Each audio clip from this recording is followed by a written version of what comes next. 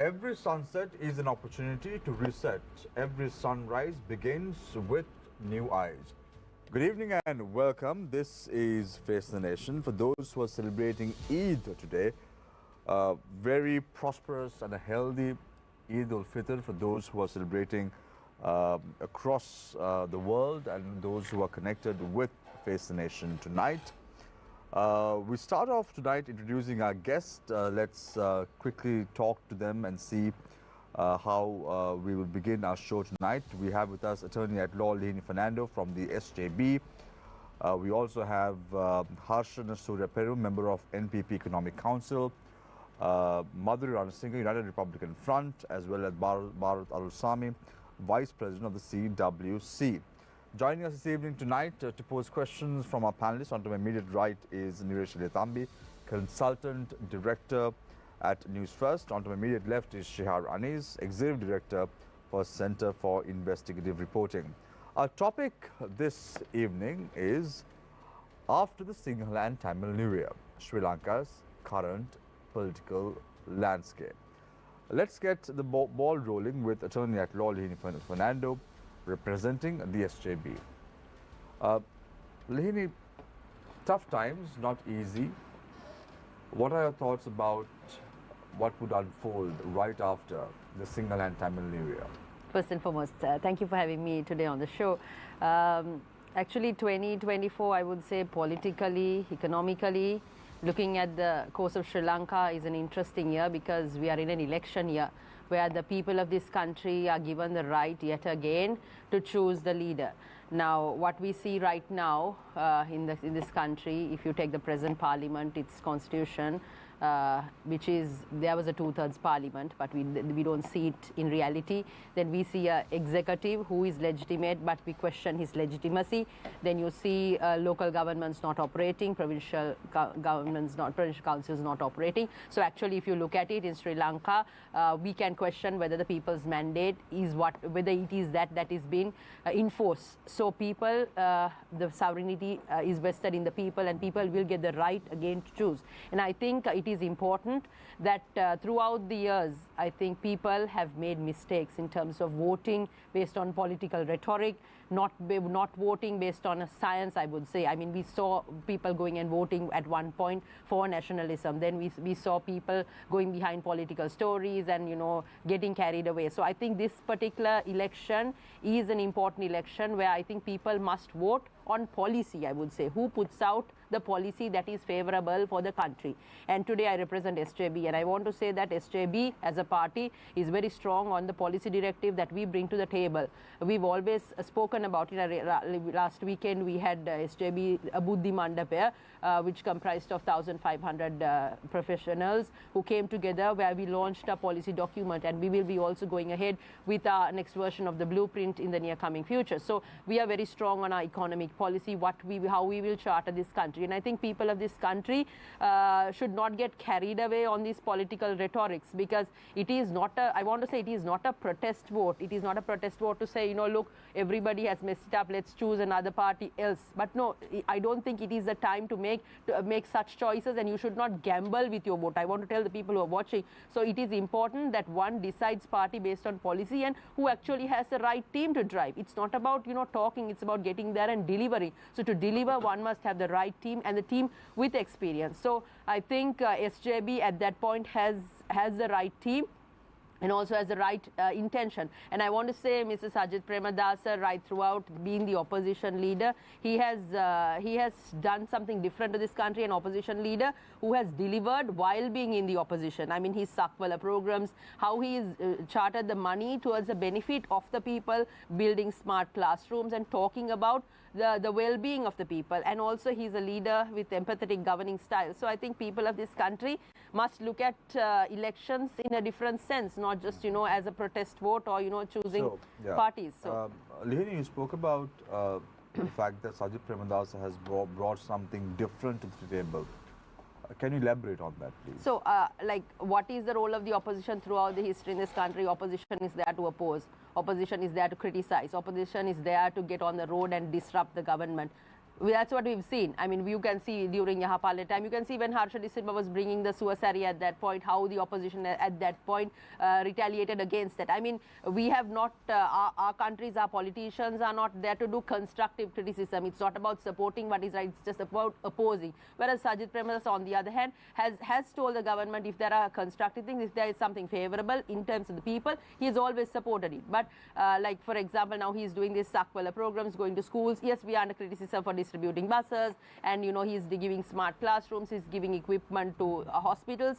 I think he's using his contacts, his links, and also I want to say he's spoken with the ADB and has managed to get a 100 million loan for small and medium enterprises in Sri Lanka. So I mean, as an opposition leader, he has done something different, and if that is his intention while he's in the opposition, I want to say that why not give him a chance to lead the country? He will do something different. Lihini, you spoke about policy direction would be the order of the day come an election in the future. There is discussions about a debate between the leader of the opposition, Sajid Premadasa, as well as Anil Kumar Dissanayake. Is there any progress? Will we see a debate happening even after Urdu, or is it just about again rhetoric alone? No, see, I think SJB has openly said that we are ready to debate. I think it is a good chance because people of this country must see whether the leaders can actually face questions and ask the right, if the right questions are asked, whether they can reply. So I think these debates are very important, and I think NPP should take it on rather than shying away, because initially we said they could to come and debate with the Economic Council, then they came up with this rhetoric saying, look, it has to be the leaders. Okay, fine. Then they're saying, no, we just need Ranil Wickremesinghe also now. So whoever who comes, we are ready to debate. I think so Sajid that should happen. Is not worried. No, of course not. Right. Thank you very much, Attorney at Law Lihini Fernando, representing the SJB. Harshan Surya Perima, member of the NPP Economic Council. Harshan, the tie-up is between the Economic Council of the SJB right now, because there was an open invitation for the Economic Council of the NPP to come on board with the SJB and discuss the proposals and the policy direction of the two political parties in question. Why didn't it happen? First of all, thank you very much for having me in the session. And I would like to say, wish you all the very best for people who are looking forward for the Urdu and people who are celebrating Eid today, the Muslim Brotherhood. To start approaching the question, what is really important is for people to understand whether is it what is printed on paper, on shiny paper in black and white, or is it the characters who are going to deliver them. In the past, we have seen time again and again, people were presented with rosy proposals, pictures, paradises, but whatever that was delivered is exactly the opposite. So what is important is, in relation to the debate, that is the topic that is hyped by the media, is to understand what is the most important thing of the hour. Is it to understand what is written on paper by people who have brought this country into this mega mess, or is it to look at different options that are available for people? So it is to continue that dialogue with people, to create awareness among people as to what NPP is going to do about, instead of talking or debating with people who have brought the country into this mess, the current status we are in. In the past, they were asking votes from people to say that the country will be taken to a particular standard. This is the type of living they are going to promise. They were promised in motor vehicle factories to be installed in Sri Lanka or commenced in Sri Lanka. They were promised of free Wi-Fi to people. So people have gone through so much of undelivered promises. So it is more than talking. As far as people are concerned, people are fed up. It's not just a question of fighting for it, but people are just fed up. They have had enough with talking. Now, what people are looking for is delivery. Yeah. Let me come to the point. So in terms of delivery, what matters is not the people who created the mess to start discussing with the NPP as to why we are here and how are we going to go out of it. If there's a requirement to do so, we NPP will take that one. And as we have publicly, during a formal press conference, we have announced that one. So Harshan, so you are of the opinion that a debate between the two economic councils are not an imperative or a prerequisite at this point of time for people to understand what you all have in mind and put it to the table? It is very important for people to understand what are the policies of each of the parties. So when you say it's important to understand the policies of the party, SJB is going to be represented, if there is a debate hypothetically, by Iran Wickramaratne, Kabir Hashim and Harsh De Silva. From the NPP, who would be party would debating at that forum? Sure. NPP would nominate suitable candidates to come up and discuss the matters. But as of now, as we have seen in the media and on the printed media as well, NPP has requested the election that is to be happen is the presidential election. So what is important is for people, if at all, to understand what are the views of or the policies that the party leaders are looking forward. If that is not happening, if the other party who has asked for the debate is not willing to come forward to do that one, then we have again expressed that our willingness to take part. Just to understand, so it's not Suril Handunetti and Dr. Anil Jayant who are going to be represented at this debate in question? Once again, it's more about people who can present the policies for better understanding of people. NPP will nominate the people to come and discuss that. Why I'm asking you this question, Sure. Harshana, the Yes. reason behind the allegation leveled by the opposition parties in parliament is the fact that you all have the good rhetoric in place. You all have, you all say this should be a protest vote. They have tested and tried the political parties. But when we talk about the people who are going to steer that agenda forward, there is absolutely no one. You're talking about around 3 or 4 people. You used to talk about Andrakumar Dissanayake. You're talking about Vijitha Herat. You're talking about Harini Amarasuriya. You're talking about Suril Handunetti. You're talking about Bimal Ratnayake. You're talking about Lal Kant. Tell me someone else apart from these people who can steer the NPP. So this question was asked numerous times from Andrakumara Dissanayake. I'm sure people of the country would have watched these programs again and again and again.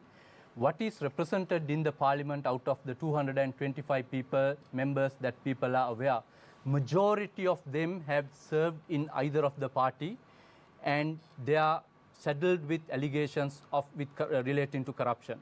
Whereas NPP, they have a team working with them. Only thing is, public have not seen them in the past. Because we saw similar sentiments and we saw a similar situation, Harshana, in 2019 also. I don't know whether you recollect. There was an organization called Viatmag. And it's no public secret. Everyone knows about it. And we saw several names. And look what happened to the country several years down the line. We were declared a bankrupt nation. We are still trying to come out on top as far as the economy is concerned. And are we going to vote individuals who you say are professionals to steer the country? It's a big question mark, isn't it? For some, it may be the case, I'm pretty sure, because of what happened to the country during the last election with the involvement of Viatmaga. I've explained in the past as well in similar programs. Viatmaga has been an initiative that is supporting the political party, not in the core of the political party. Whereas in NPP, the people who have come to the front of it are in the core of it. They are not a peripheral association associated with the NPP. So that's a contrasting difference, which we have explained many, many times in the past.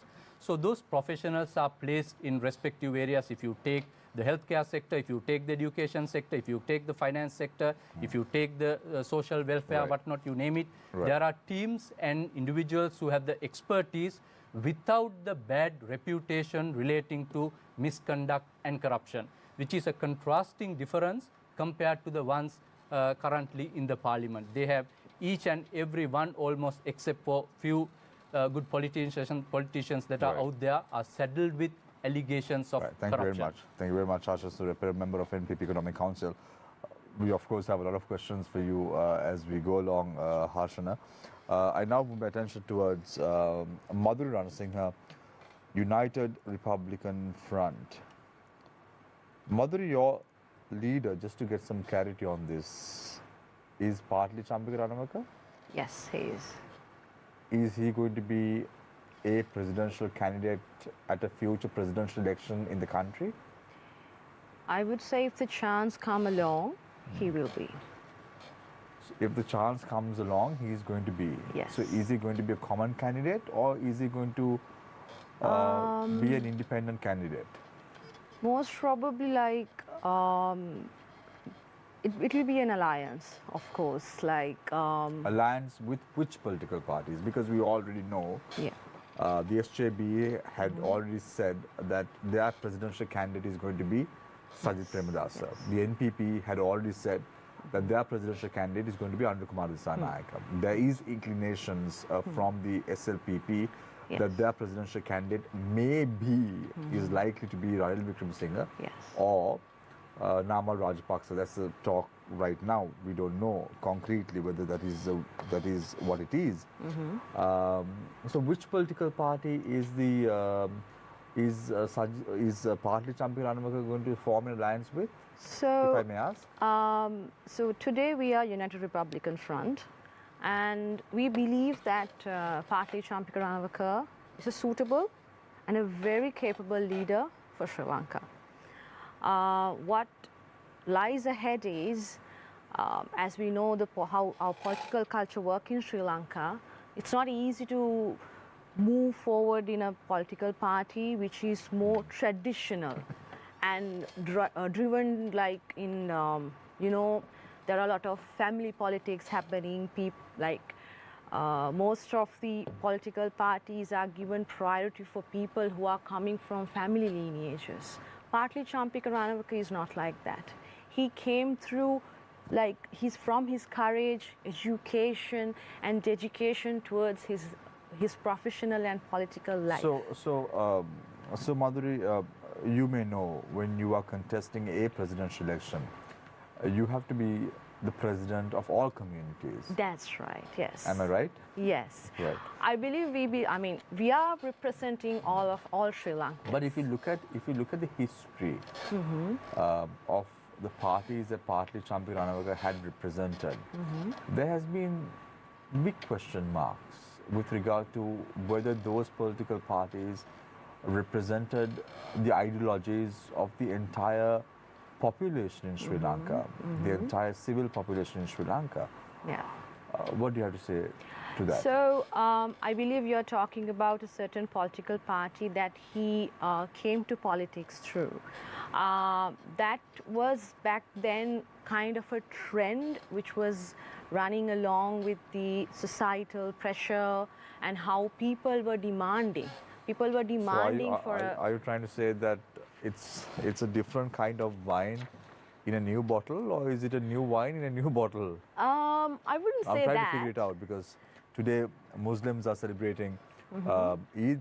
Yes, of course. 2 to 3 days from now, the Tamil community is going to celebrate with the Buddhist population the single-hand Tamil New Year.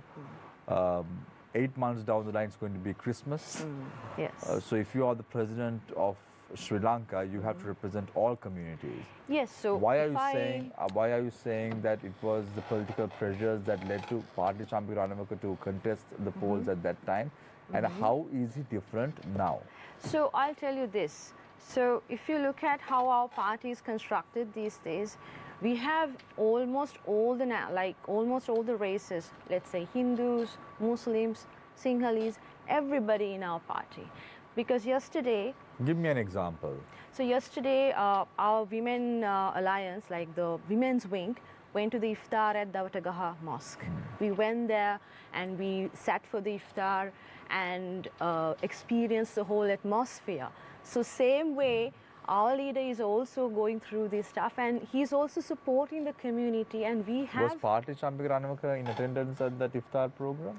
He also went to a iftar program last year. I'm pretty sure he's going for the one today. So because I'm posing this question, people begin to be closer to communities, closer to an election.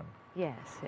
Maybe the single community. You see, President Mahinda Rajapaksa In 2014, when the Arudham incident took place, no action was taken concretely by the then president. However, come the 2019 election, they were very closer to the Muslim So community. I'll tell you a small thing. Back then when he was the Minister of Megapolis Ministry, they built a lot of houses in Colombo. If you look at the records, he didn't look at which race or which religion people belongs to. There are a lot of Muslim people, Tamil But do people who you believe. agree with me, Madhuri, when I say that is a big question mark in the character of I wouldn't say that. No, I wouldn't say that. I mean, he's a person who's very, very compassionate and empathetic towards a lot of people. Like, I believe it's not like how people preserve him, but when you look at how he have worked towards certain communities, you see a bigger difference. So he might not make a statement like Gotabaya Rajapaksa saying that he was elected by the Sinhala majority He vote. wouldn't. No, he Right. wouldn't. Thank you very much, Madhuran Singh from the United Republican Front. Bharat Arulsamy, Vice President of the CWC. Bharat, 2 weeks ago, seated on this seat was the President of the CWC. And he was talking so high and mighty about President Ranil Wickremesinghe. Has the positions changed in 2 weeks, or you all are still supporting Ranil Wickremesinghe's candidature as the president? Actually, first of all, thank you for having me here. And also I convey my best wishes for brothers and sisters of Muslim community for their Eid celebration. Actually, the statements made by our Honorable President regarding the support we are going to extend. So it is a decision. Now, at the moment, we are looking at the progressive side of a president who is supporting the community. So first and foremost, our community need is far different from the other communities. And also, at the from the moment His Excellency President Ranil Wickremesinghe took over the office, whatever the policy changes which we have demanded from him is practically happened. So even our party president Honorable Senthil Tondaman and our party general secretary Honorable Minister Jeevan Tondaman and our party as a whole, as you know, has accepted the services and the policies and what he is delivering to the country is satisfactory manner. So it's all about, you know, we were in a big economic crisis, and His Excellency Ranil Wickremesinghe came forward to stabilize this country. So we have to accept and acknowledge his courage and his strategies. Why do I get the feeling, Bharat, you're saying all this? Yes. Because your leader Yeah. is the governor of the Eastern Province appointed by President Ranil Wickremesinghe, and your Honorable Secretary Jeevan Tondaman has been appointed by President Ranil Wickremesinghe as the Cabinet Minister of Drainage and Because Livelihood. whoever in that seat, whoever in this president, so constitutionally he has the right to appoint the governor, appoint the cabinet minister. So it's not about your community, it's about It's the a- positions of your It's office not a- bearers. No. I beg to differ, because it No, is. so tell us, and we want to know. I'm just very open about that. See, Ranil Wickremesinghe, as I told you, he came forward to resurrect the country's economy, and also we supported our allegiance to him, demanding our requests, like especially the identity of Indian origin Tamil community here, their land rights, their living wage, and their housing So facilities. Bharat, let's say we buy your argument. Yes. For the moment, You should. you say that progressive steps have to be taken. Yes. Your community has to be looked after. All that, well and good. Tell me, in the last 2 years, what has Ranil Wickremesinghe done for the people in the upcountry? See, What it- about the wages of the estate workers? Has that been increased? No, that is what I'm coming to say. See, the wages doesn't involve now. Last time, But From- but majority of the people who vote you all in are the estate community. I think, Bharat, you're from the upcountry, right? Yes. When you go, Yeah. towards the upcountry estates, you see the flag similar to the Indian flag, and that flag is the CWC flag. Yes. And you all are appointed to office by Yes. the estate community. Yes. What have you all done for them? You should see. You are 2 years. just Now you're saying no, Ranil Wickremesinghe has done so much. No, because what I get, I'm what just I saying get you asked the question very specifically Yeah. during the president his tenure as the president. No, I'm So- not asking that. I asked you specifically. Yes. What are you going to tell to the people who are watching this show tonight Yes. that you all are supporting the candidate of Ranil Wickremesinghe No, I only didn't say that because we are only supporting because the wait, I'm not candidate. done yet. Only because your president has been appointed as the governor of the Eastern Province, Yes. and your honorable secretary has been appointed as the cabinet minister of drainage. Yes. And that's the only reason that you are supporting him. They have not done anything for our community. Just that's what I just wanted to So tell tell you. me, yeah, tell. I'll start with a small window of our history. No, don't tell me history. No, We all know, we all know I'll history. just brief because you No, asked the question 2 years, what 2 you years. what you all have done to the Within community. 2 years, no, you all have done. No, Yeah, let's not talk about the arm asking. What run now? You said that you all are supporting Ranil Yes. Wickremesinghe that because he's resurrected the country's economy. Yes. This is what you said. Yes. And you said because he has taken progressive steps towards the community in the upcountry. So I'm Exactly. asking you a very simple question. Don't complicate it. Yeah. What has Ranil Wickremesinghe done towards the people in the upcountry during the last 2 years? Tell me 5 things. Yes. Not Five. Not last 2 years. Nothing has no, been no, done. no, no, no. I'm just saying. After he becomes the president of this country, his way of progressive development. What is it? Yeah. For the, So one of for the estate- one of our major demand is having a own land for our people. Has that been done? Yes, that has been done. That has been gone through. We have submitted our cabinet paper. It has come as a policy document. Now we are delivering land deeds for the people. So this is one of the biggest achievement. The last 10 years, all the politicians in upcountry was demanding and civil organization was demanding for the land rights. But unfortunately, there was no proper policy was set out so that they can't claim the ownership. Now there is a 10 purchase of land for housing is established. That is the one big thing. And also we are like, whatever said and done from the past, the upcountry Tamils, especially the Indian origin Tamil community, are seen as a separate group of people living in the country. As I told you, from 1948 to 2002, we were like, struggling to get our land rights, like our state rights. Like we were like, we lost our citizenship. Right? So we were like, struggling to get that. So from 2005, our development era started. So in this progress, our land rights is one of our prime goal. And now this a lot of development activities, especially for the Indian housing, ministry housing.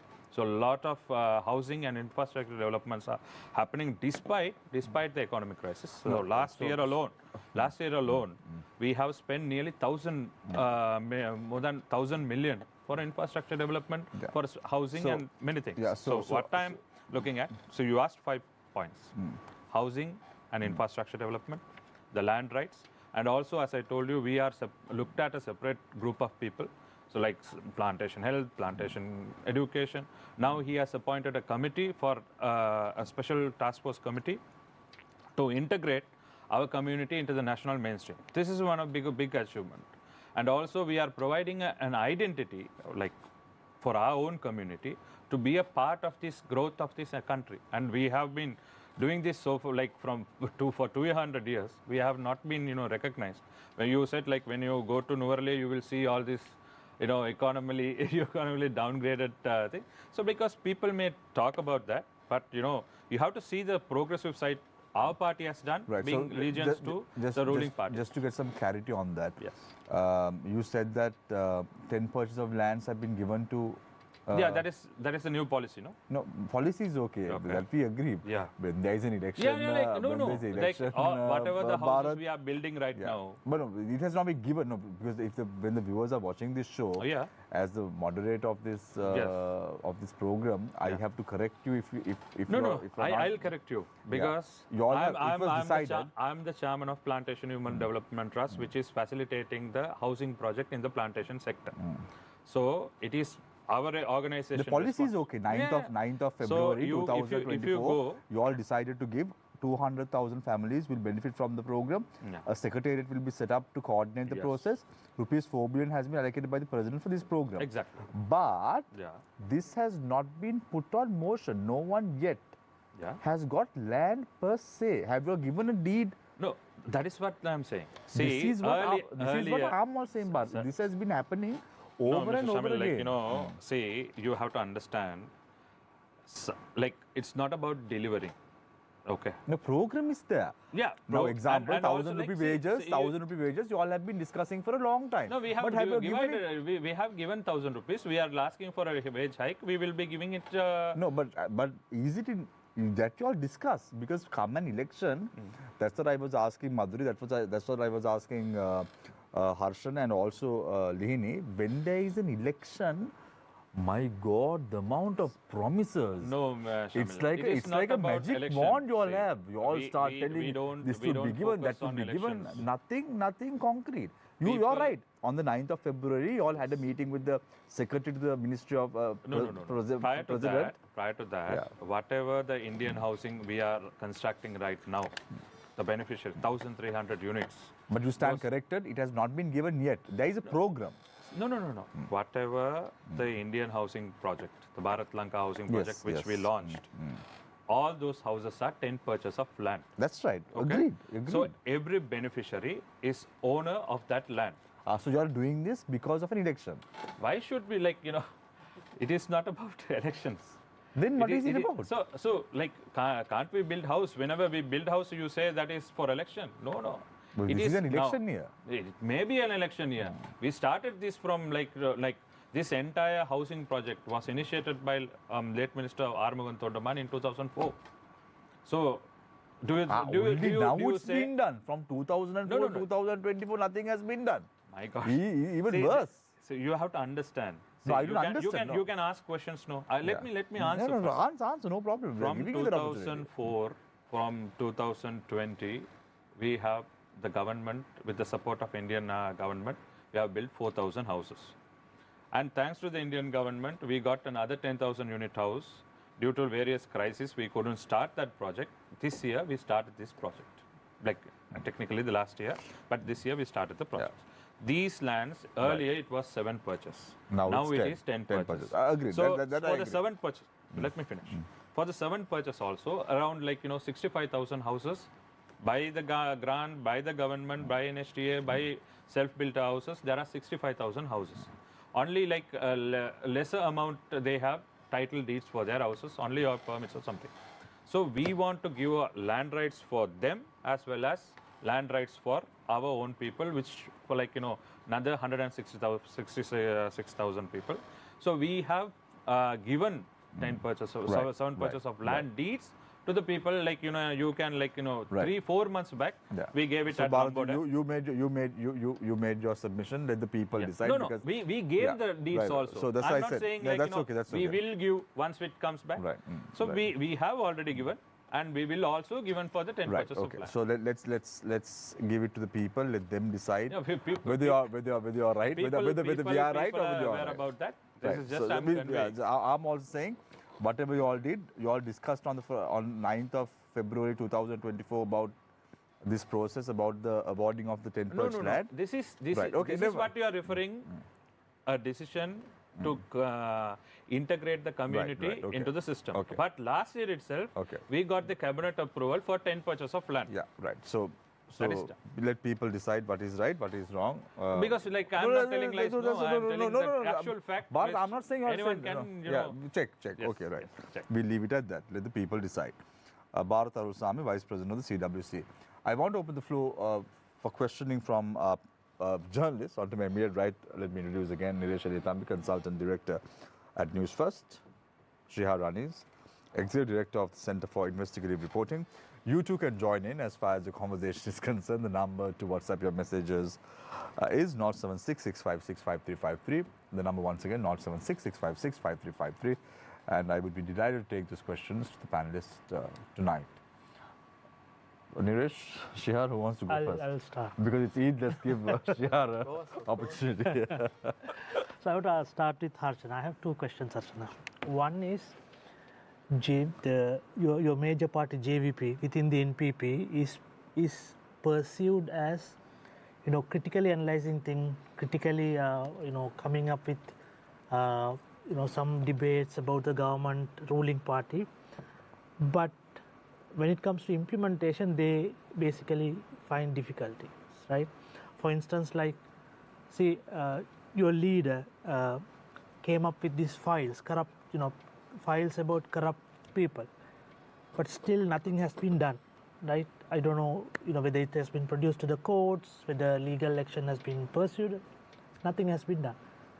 I mean, what is the assurance you can give to the public that when you come to the power, when NPP come to the power, that you will implement in a different way, but you will make sure that the implementation process will be success?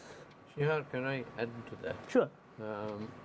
Just this week, we see a story coming out of Nigeria, which is, it has a certain reputation, but we have this story that the Nigerian Minister of Poverty was suspended and $24 million was discovered in 50 bank accounts that she had. This is a sitting minister. Now, just a few months ago, we had the Singaporean Minister of Transport arrested and charged for corruption. So we see other countries which are taking action against sitting ministers.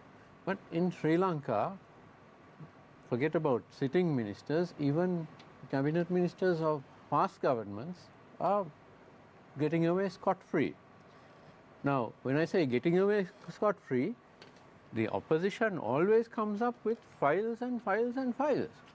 But then when they get into government, the files disappear, nothing more is heard, and those people who were in government are going on their merry way. Now, what will happen, considering that your leader keeps bringing these big sheafs of files, what will happen or would happen if your party forms a government? How many ministers of this government and former governments would be arrested and prosecuted? Very interesting question. I suppose that's the same question people are asking also. Because when people are in opposition, they speak a lot about how they will bring justice and governance into the country.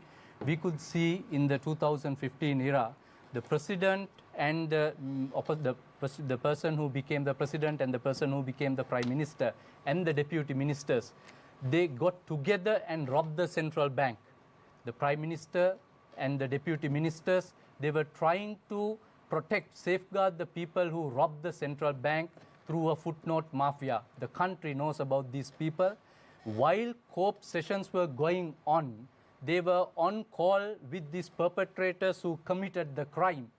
And these are the very people now trying to portray themselves as saints who are going to safeguard people and resurrect the country again. The very people who spoke about Volkswagen factories in Sri Lanka, they are the very people who misled the people and misguided the people to do these things. But as you said, NPP, the parliamentarians, we had only 3 in the current parliament. The 3 of them showed the strength of collective 225 in terms of highlighting some of the issues. Who broke out the news of the central bank robbery? It is by NPP.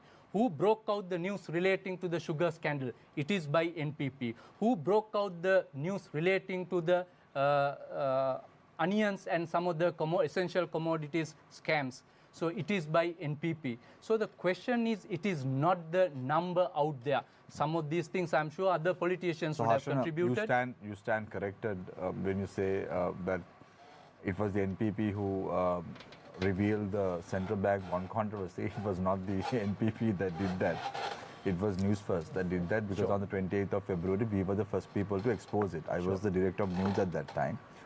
So I know. Let me continue. Probably in Parliament, you all would have spoken about it. That's what we are. That's what we are saying. So we are talking of the conduct of politicians here. The exposés were technically done by whistleblowers, outside the Parliament. No, prior to any news channel breaking it out, we know the primary dealers who got involved. Then, if we go to one step ahead, the primary dealers who were involved in the sessions were the first whistleblowers out there, not any of the news media. So, but if you look at it, is them who reported but can we, if you all come into government, yes, would we see proper arrests? That's what I'm coming in to answer the question. I mean, investigations we have had galore, and the public knows who's done what. And you all have these huge files. Nilesh, with your permission, I just want to add to that. How many files do you all have? Tell me, will you? So it's not a question of how many files, how many much cases of you have, corruption that the country has gone. It's not a number of files that we need to boil down to. We need not to get into that level of petty details. No. 10, 15, what we 20, need, how we many need files? to be realistic. Let's look at what Auditor General has said. But the problem is, Harshana, yes. Nilesh's question was very simple. It's easy to have files, but difficult to take action. Tell me one instance after those files were tabled by Anukumar Disanayaka and Harshan Nanayakar, who was your Politburo member from the NPP. How much of actions have you all taken from that day to today? Sure. If you all have not taken any action from that day to today, what assurance would the people have that you all will take action after being elected to power? Correct. So the reason why we are unable to take it to the end of the journey relating to action is the lack of power in the parliament, the representation in the parliament. But within the three members, we are trying to do our best. That is not enough by no means. No, but parliament is not court. No, the reason is we need to get some of the details that are required to take it to the next level. Some of these details are held by government officials in the clutches of the political authorities at the moment, unfortunately, whether we like it or not. Indirectly, Harshana, you are saying that the judiciary is not independent. Is it what you're trying to interpret something that is completely because, that I didn't refer to, which is unfortunate. Because but the reality is, look, let me now try if to... you are saying that you need the parliament majority to, No, not parliament majority. That's what you said. Parliament, not the majority of the parliament. I was you saying... said with three members you can't do it. Yes. So when the system, that is the parliamentary system that is out there, one way is to take action individually by going to courts and seek justice on some of these matters. So why don't you give those files to SJB? Because now SJB has around 50 members in parliament. How many we've done? I So want to can I say this. interrupt for Yes, a bit? of course, yes, Madhuri, yes. So, Mr. Harshan said at the end that onions and the essential food scam was revealed by NPP. I would like to correct that. It was revealed by Mr. Partli Champika Ranavaka through Ways and Means Commission. And I'm pretty sure Newsfirst must know this because that's why I said they revealed the news stands at the corrected first on place. certain matters. And I would like to add more. Yeah. So rather than carrying the files, we are taking a step forward and working towards how to resolve this problem. So this week onwards, Mr. Partli Champika Ranavaka is revealing the prices of every essential item through his social media and other platforms. So we have those prices available for the public to see what is the price that is coming through the port and what are the prices that these products are sold in like in shops, retail shops, and on wholesale. To be fair by Harshan, I think we should I need to allow answer him to to that question. So what we need to look at is the system in place. If individual members of the public or parliamentarians are expected to seek the refuge of the judiciary to get some of these things done, I think that's not a sustainable approach. What is required is to have a system in place approved through parliaments, through legislation, that there is a mechanism when corruption is identified, reported with evidence, those systems should take precedence and the system should start proceeding until the finality of those matters. People should either be stepping down from those positions or an alternative mechanism should be made. Whereas in the current system, the people who are involved in crime and corruption are allowed the privileges of parliament, and it's not taking through that system. That's what I'm trying to So point you out. all don't want to give these files to the SJB who has around Are they 50 undermining the No. judiciary? I want So- to ask you. Exactly, Why are you that's why undermining the judiciary Once by your again, statement? once again, you have not understood the words that I'm using. It's unfortunate.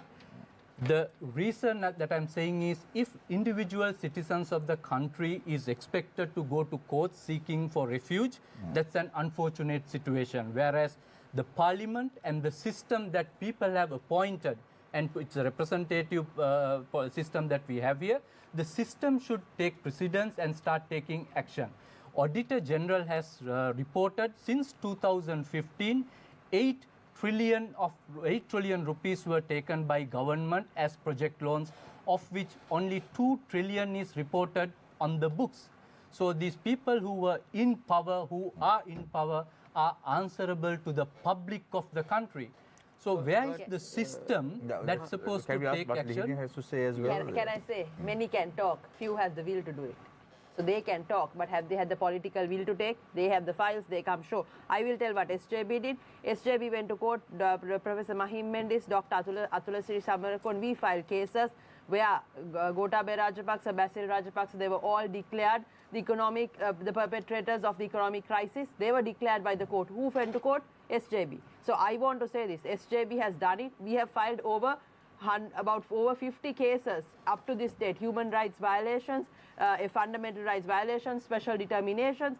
Say many a times we have gone to court. We have stood up against corruption in this country. So we deliver, we just don't talk. So they talk and they why aren't they nothing? I mean, they are talking about the system. There's a bribery commission in place. You can go and file actions. Why aren't they doing it? The bribery commission in place, you know what happened to the bribery commissioner. That's a different question. The authorities are there. Why aren't you going in? The integrity was compromised by the bribery commissioner, who was appointed by the current These sitting are serious president. allegations. These are government officials. If they are making aspersions of this nature, they have to take responsibility. From the position. Right, So so it is not we are secret. Yeah, we are getting a lot of questions from our viewers. Let me just take this question for Harshana. University undergraduates are brought out to protest every day, while all the JP leaders have their children in universities overseas. I don't have information on that. This is just a question. It's not that is not that hypocritical. The undergraduates here should be able to finish their studies in 4 years and be gainfully employed instead. Sure. So once again, the students who are protesting. Now, are there any JP leaders' children at universities overseas? Has the person who raised the question given the Yeah. details about them, or do you have the factual details about No, them? they've just asked. That's what I'm So asking it's you. not. It is not fair, I'm sure, in the open media to make such allegations or statements without having facts relating to them. Number one. This is a good question. That's why I said we can't. So instead of getting into the personal lives of the politicians' children are studying overseas or not, no, but I'll get Harshan, that's into a the serious question. substance No, of but the Harshan, matter. that's a serious question. If Why? you ask about my children, I'll be able to answer. But if you ask about somebody else's children, I may not Leadership be able of the to JVP, answer. you should be able to answer. Of course. So that's what I'm saying. Children, they are whether not, they are not in studying, foreign universities. whether children are studying in foreign universities or local universities is not the crux of the matter, I would say. This is my response to your question. What is really important is why So they are these studying universities, overseas, overseas universities.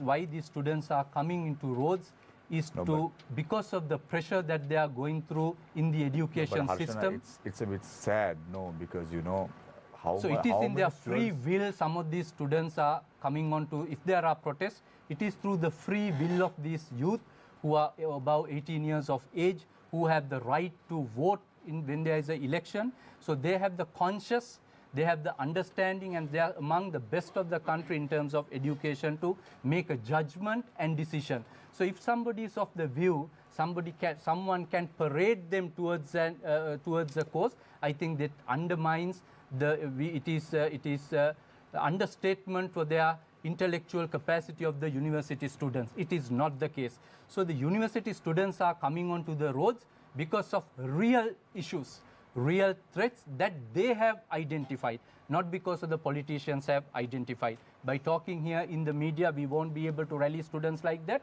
If students are convinced there is merit on those matters, Definitely, they will start. They might start Again, protest Again, relating Hasna, to those issues. I have the same conclusion to what I told Bharat. Let the people decide. For sure.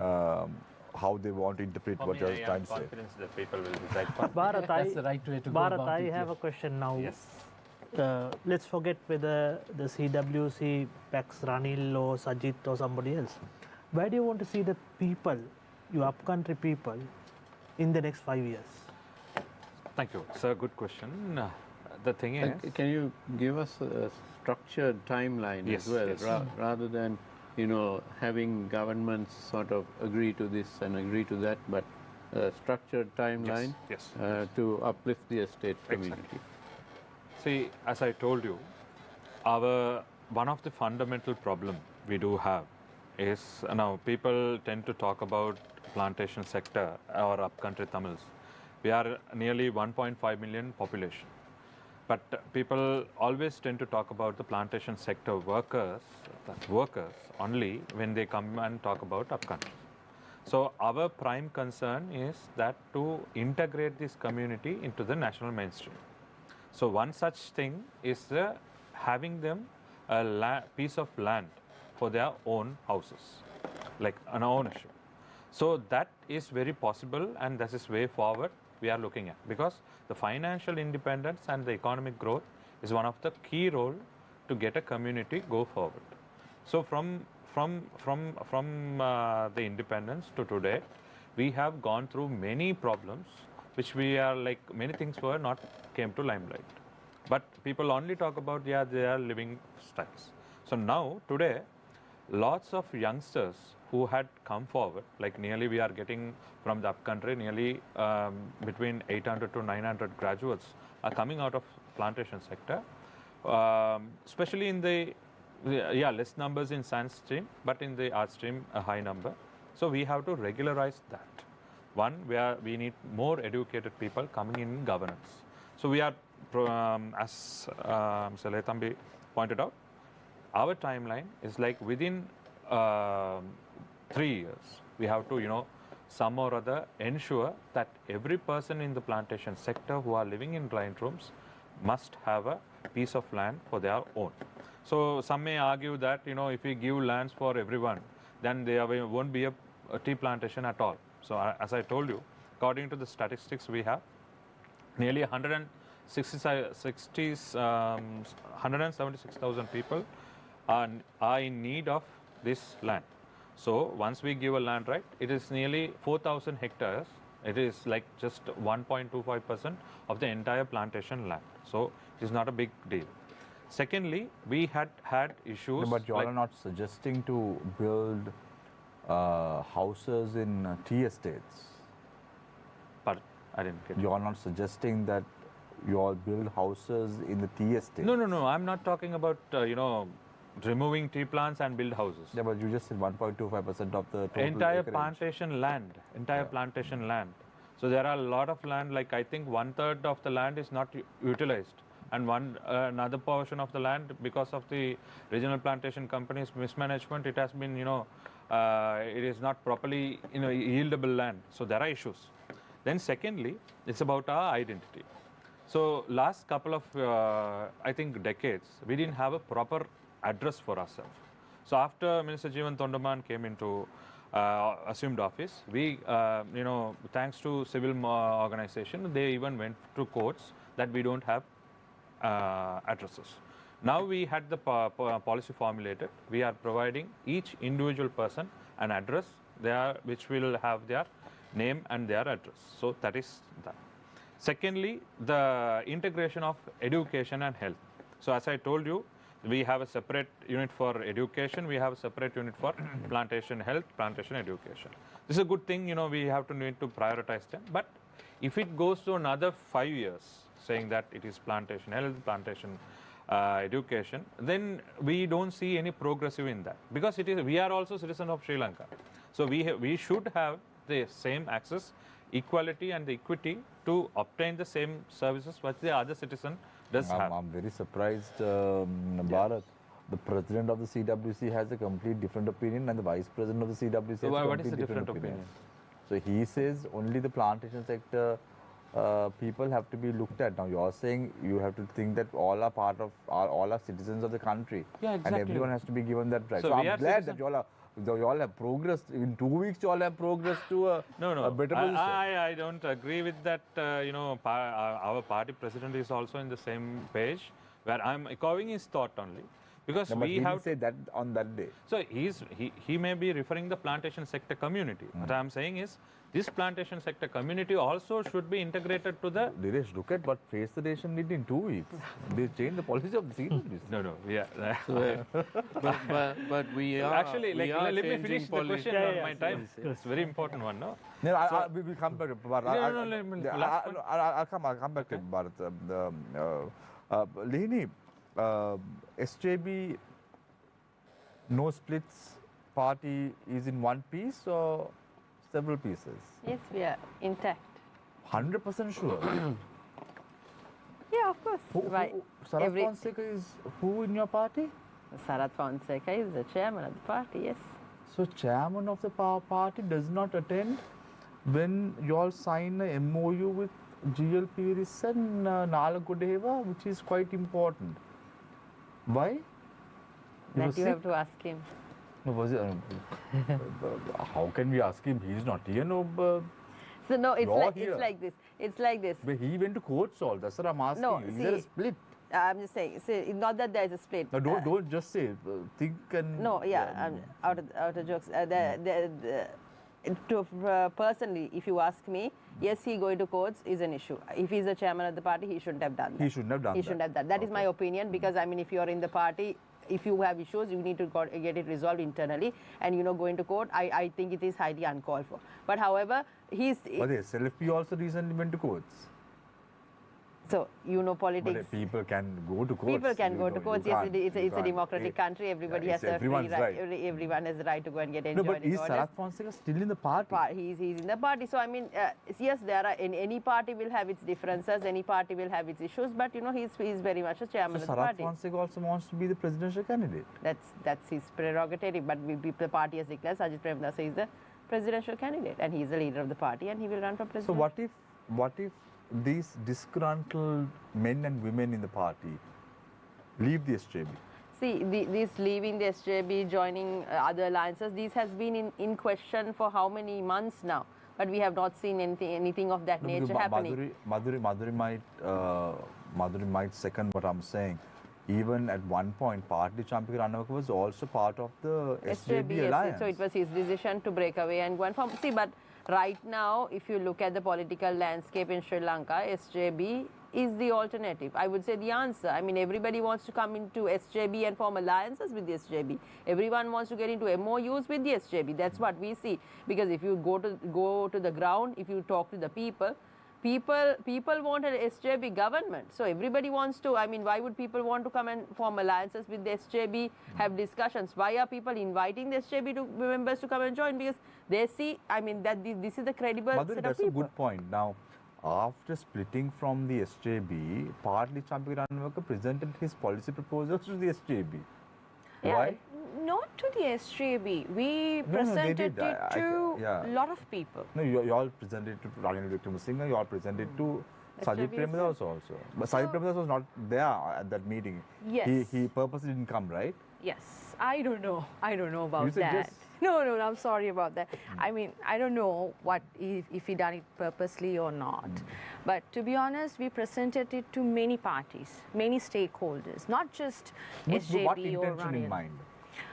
See, we have, like, as a leader, Partly Champika Ranavaka is very visionary and he have a vision for this country.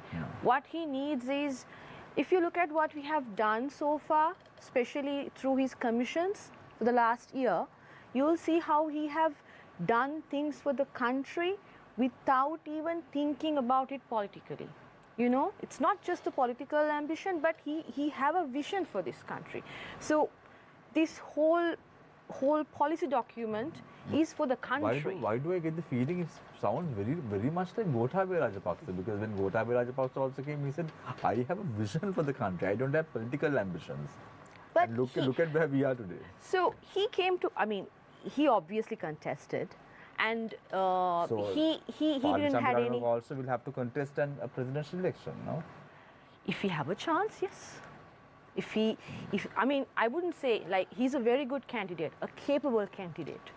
Look at his, if you look at his education, the work, what he have done for the country, I pretty much believe that he's deserving and he's a good candidate for presidency. If you want to join hands with a political party to form an alliance, which political parties is it going to be?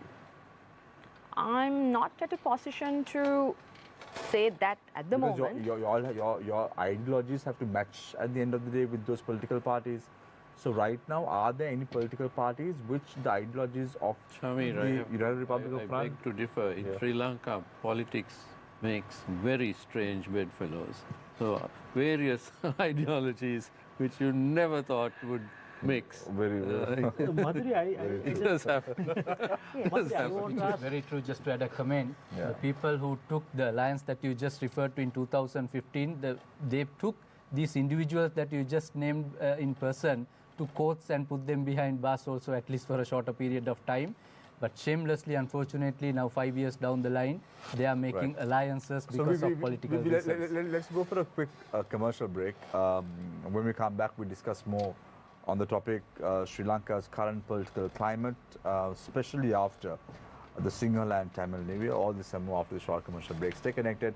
We are in conversation with Attorney at Law Lihini Fernando from SJB, Bharata Rusami, Vice President of the CWC, Harshan Surya Peruma, member of the NPP Economic Council, as well as Madhuri Ranasinghe, United Republican Front. Stay connected, stay with Face the Nation. We will be right back.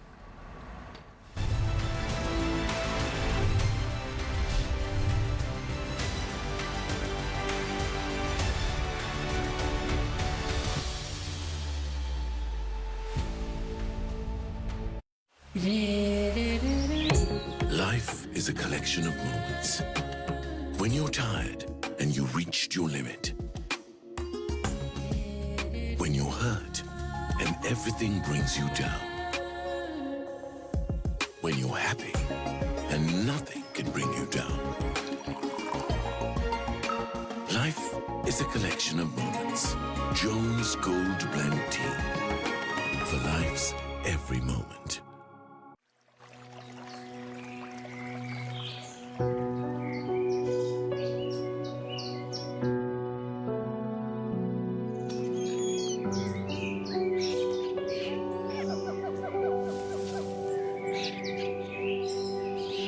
Singharaja, Sri Lanka's precious world heritage.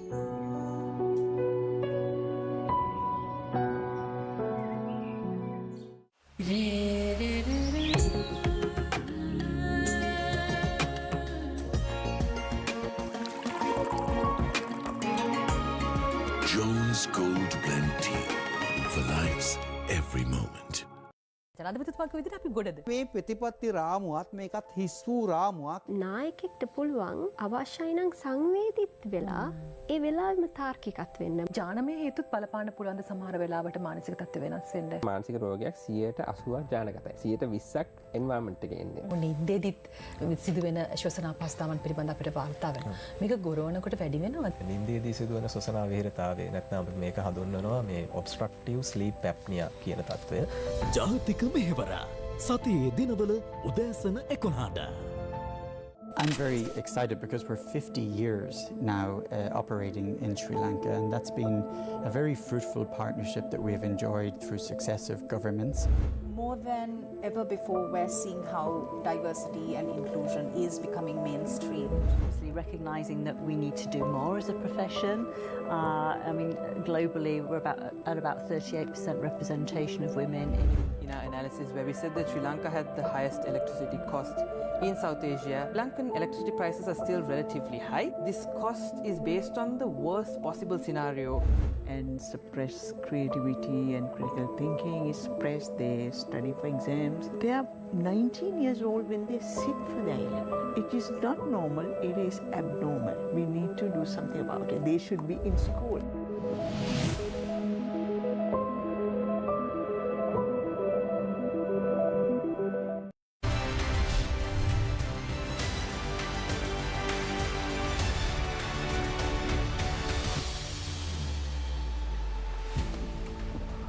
Welcome back. This is Face the Nation. I'm getting a lot of comments, views on the number 07665655353, but I'm trying my best not to pose them as questions to our viewers, but to take progressive questions. So we are having a constructive dialogue, and whatever questions that are directed should be constructive, so we can take it as a way forward for the country.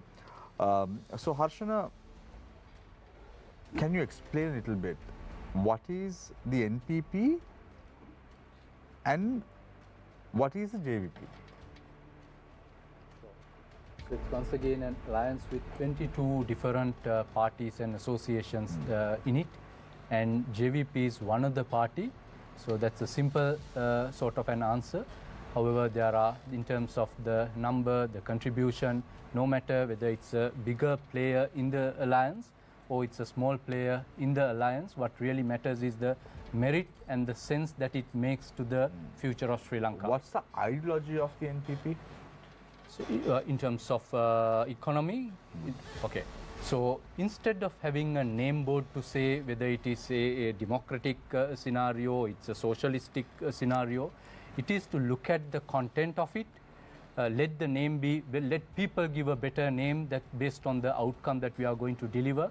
Obviously, it will have a tagline perhaps when it comes to the policy papers that's coming out, but it's about the content in it. How we have looked at the issues, pressing issues of people, what are the solutions that we are proposing to it, one angle. In terms of the debt management, IMF scenario, renegotiations, etc., what are our approaches, etc. It's a long conversation. If you have time, I can go into. In terms of revenue management, what are the proposals that we come up? And we have had discussions with IMF. They clearly said what they want is to increase revenue, but they have not specified the means of doing so. Whereas the government is going in a spree of privatization and selling of national assets that this country has. Because they are you qualified to speak on behalf of the Economic Council of the NPP? Yes, I am. Right, very good. So let me pose some questions to you. Sure, you please. say that you all are going to increase revenue. Yes, please. How do you all intend to do that while not privatizing, while not selling state assets, and reducing the VAT and pay tax? Sure. So increase of revenue is a combination. I want in numbers, if you don't mind, please. So it may be a little premature to give some numbers per se, but I'll give some context that will lead to numbers when we finalize those. For example, at the moment, we collect taxes from a limited number of taxpayers. On 5th of April, there's a media article, 1 trillion rupees due to the inland revenue has not been paid. It was in the print media. Tax evaded just for 2023 alone. So if you, one way is to increase the revenue is collecting of tax that are being evaded. Second one, increasing the taxpayer base. Many of VAT that is collected, much of the VAT that is being collected at the moment, numbers are getting finalized I suppose, are not reaching the treasury. That number is a very high number based on the people who are in the know that they are saying. So revenue is being collected, but it is not reaching the treasury. By addressing that issue, a significant proportion of revenue is to come into the treasury. Third element, many who are supposed to get into the tax net has not got into the tax net because of the informal economy that we have. So it's not a one-day overnight scenario to make that shift from the informal economy to the formal economy. No. So it's my question was very clear. I'm asking you, Harshan, because of I was time on the constraints. third reason on increasing revenue, but you can go ahead. So tell me, if you're talking about that, that's what I want to know. Yes. How do you increase revenue? Yeah, so the third one is increasing the tax base by bringing some of the informal players in the economy into the formal level. Fourth approach is by increasing the production base. Currently, there are only few players who are involved in the production. Country relies heavily on importation. That puts excessive pressure on our balance of payments and in terms of our dollar values as well. Yeah, Harsha, so the fourth one is the increasing of production base. So why I want, what is the policy of the NPP with regard to privatization and selling of state businesses. So that's a separate part. First one you asked about the increasing revenue. So I gave four reasons. Tell me this, will you? Yeah, now it's the second part on the relating to the privatization and of state-owned enterprises. So state-owned enterprises will be looked at in three different angles. One is the enterprises that should be... Now, do you all believe that state-owned enterprises have to be sold and the government should not be in business? It's not a one yes or no answer, because you can't accept one, rather apply one answer across the platform on institutions. Because there are strategically important institutions out there in that lot, the basket that we are talking about. Let's say Sri Lankan Airlines, for an example. Sri Lankan Airlines, we have to look at as part of our economic policy. The tourism of the country is identified as a key driver of the economy. That's not a good enough answer. So I'm still continuing in the answer if you have the patience to allow me to complete. The patience, yeah. So tourism is a key driver of the Sri Lankan economy.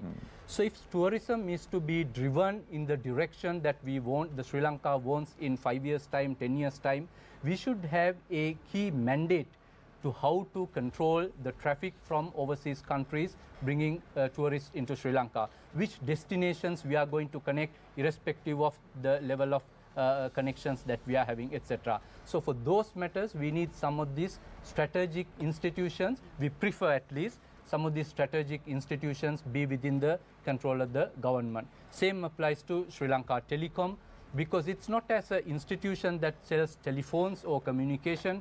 It is about the economic policy that we have prepared for the country. The future of Sri Lanka is related, the growth of Sri Lanka is related to the digitization of this nation. That cannot be done because... Within 5 years, if you're looking at making Sri Lankan Airlines profitable, do you know how much of money Sri Lankan Airlines losing or bleeding year on year? Do you know whether Sri Lankan Airlines is having a cash operational profit as of now? Operational profit, because a bit the top, but I'm asking you, 163.58 billion rupees is the loss annually of Sri Lankan Airlines. How are you going to do tourism and start paying off this? That's my simple question. Even in addition, Harshana, many very large countries like the United States don't have national carriers. They don't need to, because the private sector airlines and foreign airlines fill the gap, because it's market.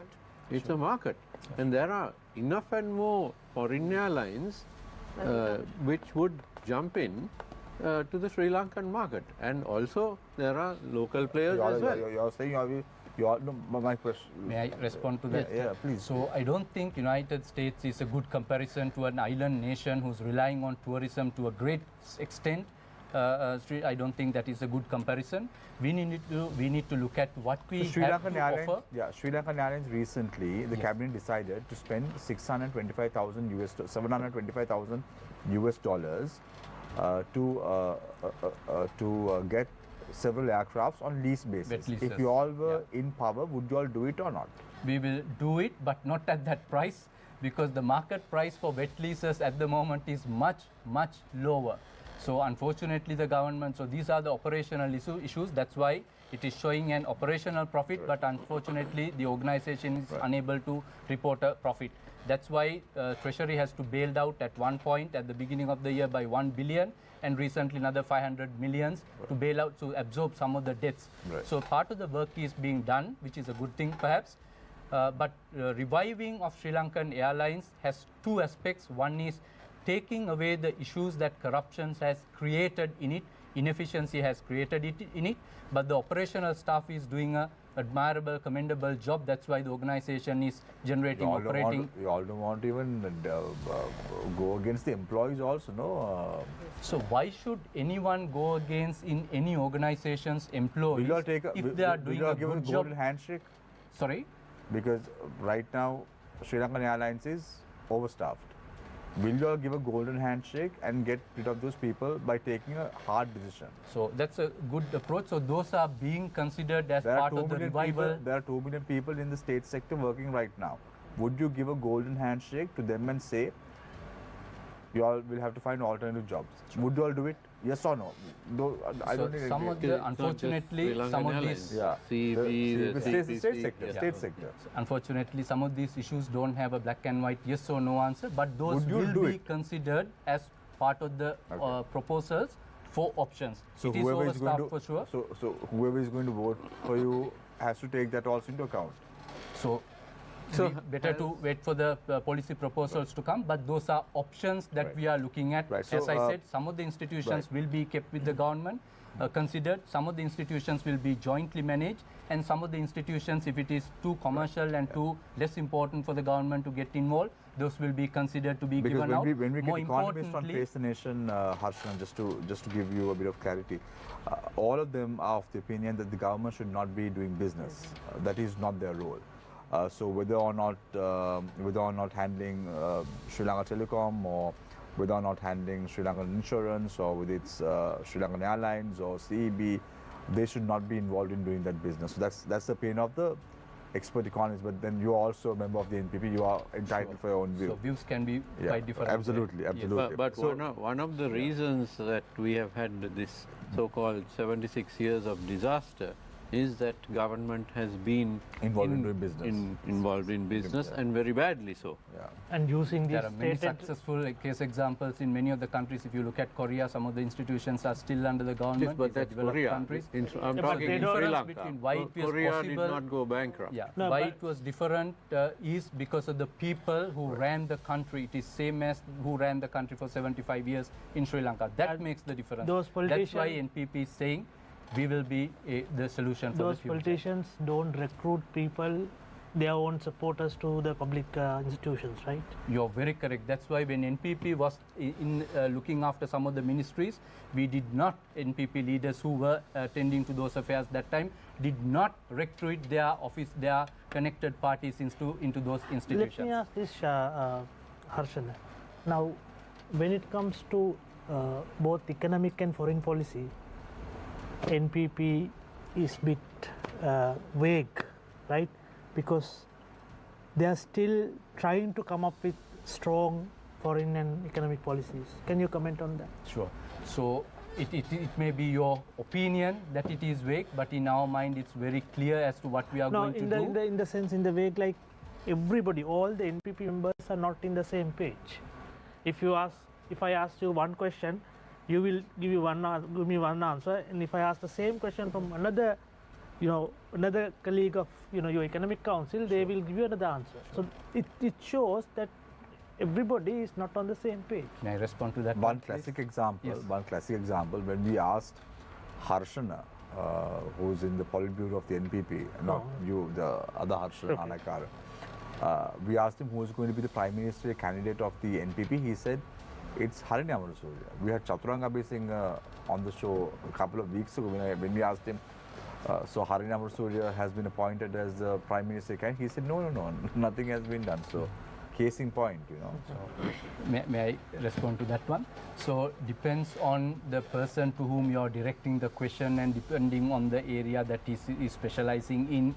For example, if you ask me something related to the legal policies, what we are going to adopt in terms of legal reforms going to be in future, I may not be the best person to answer that question, but I may give an answer that may be not in the correct direction, or I may say I'm not aware. Whereas similarly, if you ask the question relating to economics, it will be good to direct that question to a member of the Economic Council to get the correct answer, the correct thinking at that point. Because it is a fluid thing, obviously, because the elections are not called. So Harshana, many things can happen from now to then. Tell us some names.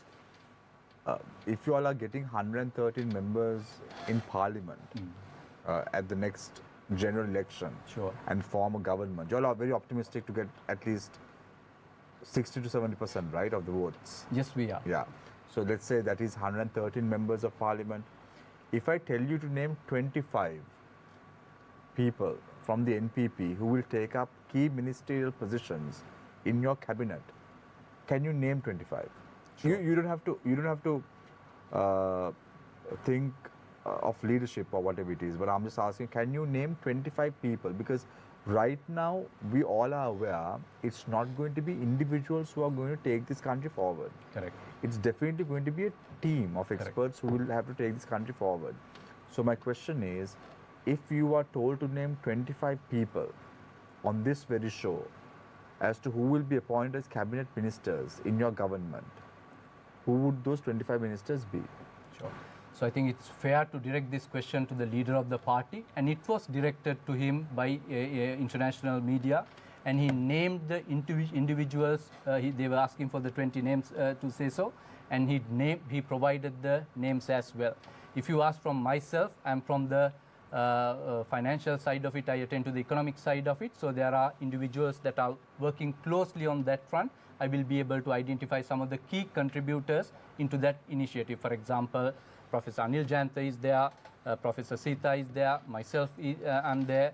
Likewise, there's the list of names. But so that all of does you are not going to be appointed to the cabinet? Unfortunately not. You're misinterpreting. We'll be happy if we can have large cabinets. NPP's vision is not to have large cabinets. How many ministers? I think those will be finalized, but it will be kept to the minimum. Right. No, there's a lot to be finalized, not just from the NPP, but from many of the parties. And, you know, we have been asking these questions for several months now. But the NPP has a lot of finalizations to be done. Yes, but however, time is of the essence because the presidential election is expected somewhere around September. Because the president is opening up highways that are flyovers that are not even completed. So that sends a very strong strange. signal. Yes, the same press release said that he opened the flyovers, but they'd be completed in September. But let me put it this way: what I meant by finalizing is prior to going into public, there are things that we need to fine-tune on those areas. Attorney General Fernand, we have a question for you from one of our viewers. Why are people who have immensely benefited in the Rajapaksa rule being accommodated in the SJB? Can we trust a SJB president to investigate fraud and corruption? Yeah, so it's like this. In Sri Lanka, political parties getting into alliances is not a abnormal thing. It's a normal thing. As politics, I mean, we've seen many instances where parties get into alliances. So here, the fundamental thing is whoever who comes into the alliance, the fundamentals of the SJB will not be compromised. SJB as a party has a vision, their economic policy, there's a economic policy, social market, free market economy, which the SJB as a party believes in. Whoever who joins in will join in understanding the ideology and the vision of the SJB, and that is the primary thing that we will drive. So our Economic Council, led by Mr. Harsha De Silva, Iran Vikram Kabir Hashim, we've developed the blueprint. We will be launching our next blueprint as well. So whoever who joins in will join in understanding the SJB's philosophy. It's not that, I mean, the Rajapaksas, anybody can come in, whoever who wants, who are in the Rajapaksa regime, anybody can come in, but doesn't mean that... I said it's a law, anyone can come, anyone can go. That's the thing. There will be many alliances that will be formed, but then it will be... Don't they want to pick and choose the right people, not those who are corrupt at least? No, see, it's like this, Shamir. I mean, there are certain alliances which are holy, there are certain alliances which are unholy. SJB is not see, holy. It's like this. At the end of the day, when people join in, there are certain compromises that they will also have to make. But if there are people who obviously need to be locked up. I agree. It doesn't mean that you need to welcome each and everybody into the bandwagon. I agree that a party must have a certain philosophy, a certain policy in who they take. But at the end of the day, it is a party, it's a democratic party. So whoever came in during the last crossover are holy. See, it's like this. They sign an MOU, they sign an MOU. So there are certain conditions that SJB has put forward. They have agreed to those conditions and they've come in. I'm asking you, you said there are people who are corrupt, and then when Nilesh asked you, will you all accommodate? You said no. You should not. It's my personal opinion. So the people who came in recently, you think they have a clean sheet slate? See, it's like this. In my opinion, if you ask me, yes, there are certain those individuals. They were responsible for the economic crisis. Yes, there are certain allegations. So why is your party different? So, but no, wait, but they have come in. Why mustn't we think of a party like Party Champika Ranavaka who will be a brand new individual. So if they want to come in, yes, they will have to fall in line with the SJB thinking, and they can come in line. So it's like this, Shamir. Alliances are not a new. What the objective here with the SJB is to steer the country in the Rajya direction. So if you have to get people who will fall in line with the SJB, the leadership of the SJB will discuss. Let's say Lihini, there is someone who has who's corrupt in terms of the Colombo Stock Exchange or the stock market or whatever it is, right? There is a person who is corrupt in terms of handling businesses overseas. So you are saying if it's an alliance, it's okay to welcome those people to the party. See, it's like they have not joined the party, no, they are coming into the alliance. So there will be many in the alliance. Won't all lose votes because of that? So it is up to the leadership to decide whether these alliances, whether they should continue and who they take in. So Madhuri, would you all join hands with the SJB on this, on a matter like this? Good question. With SJB, if we are making an alliance, we kind of think in a line that we are not. But your leader has criticized the SJB leader quite a couple of times, no? Yes, that's right. But you all can't then. No. Look what I'm saying join is. hands, no? No. What I'm saying is, whatever the alliance, not just SJB, has to be like, let's say, the previous regime, Rajapaksa regime. So something which except Rajapaksa. Who are you all good with at the moment? Which political party can you all form an alliance with right now? You have the CWC on your left, you have the NPP on your right, you have on your far left the SJB. If you are to form an alliance with these political parties, if your party, the United Republican Front, is to form an alliance, which political party would you choose? Good question. Again, I can't speak on behalf of the whole party. No, you don't have to do that. You just talk on your independent role here. If you, as an individual, want to form an alliance with the CWC, or will it be the NPP, or will it be the SJB? Who would you form an alliance with? If you were the head of your party, who would you like to form an alliance? Not but who would you look at forming an? You have three options. See, I would go for a answer like this. So, our economic policies, our party policies are quite into the right wing. No, right, okay, so right, which political party? Probably, it's not difficult, just name one party. Can't name like that, but why, all are not good?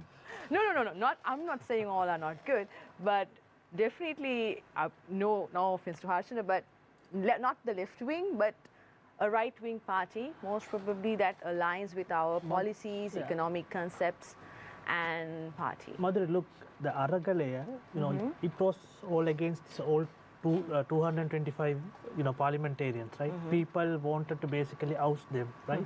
Still, they are angry with this 225 parliamentarians, and your party, right?